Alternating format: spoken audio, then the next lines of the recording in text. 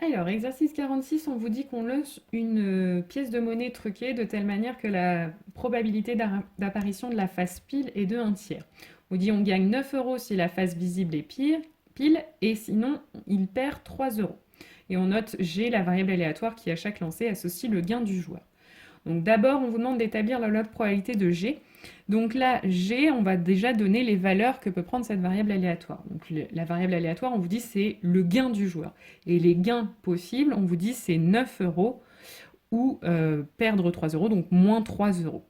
Et donc, dans quel cas est-ce qu'on va gagner 9 euros? C'est dans le cas où on va faire un pile. On vous dit la probabilité d'un pile, c'est 1/3.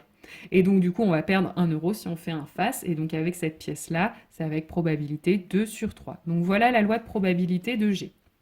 Maintenant, on vous demande de calculer l'espérance mathématique de G, sa variance et son écart-type. Donc, l'espérance, on prend une valeur que peut prendre la variable aléatoire multipliée par sa probabilité. Donc, 9 fois 1/3. Et on ajoute toutes les autres possibilités. Donc là, il n'y en a qu'une autre.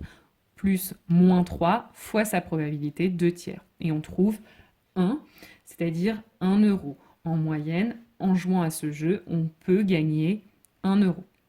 Ensuite, la variance. Donc cette fois, on prend la probabilité qu'on multiplie par la valeur associée de la variable aléatoire, moins l'espérance. Donc là, ça va nous donner pour la première 1/3 fois 9 moins 1, le tout au carré. Et on recommence avec toutes les valeurs que peut prendre la variable aléatoire. Donc deuxième probabilité, 2/3 multiplié par la valeur moins 3 à laquelle je soustrais l'espérance, donc moins 1 au carré. Ça nous donne 32. Et enfin, l'écart type, c'est la racine carrée de la variance, donc racine carrée de 32, ce qui fait environ 5,66. C'est-à-dire, donc là c'est exprimé en euros, hein, ça veut dire que en moyenne, on gagne 1 euro, mais que, évidemment, on va pas forcément, d'ailleurs, on ne peut pas gagner 1 euro. Ce qui va se passer, c'est que si on fait la moyenne de tous les gains, on gagne 1 euro, mais l'écart qu'on a entre cette moyenne et les valeurs réelles qu'on a obtenues, eh bien, en moyenne, c'est un écart de 5,66 euros. Ensuite, exercice 52. Donc là, on vous propose un jeu de hasard. On a 20 cartes, 2 vertes, 10 bleues, et les cartes restantes sont rouges. Les cartes sont posées face cachée et un joueur en choisit une. Si elle est verte, le joueur gagne 50 euros. Si elle est bleue, rien ne se passe. Si elle est rouge, le joueur perd 1 euro.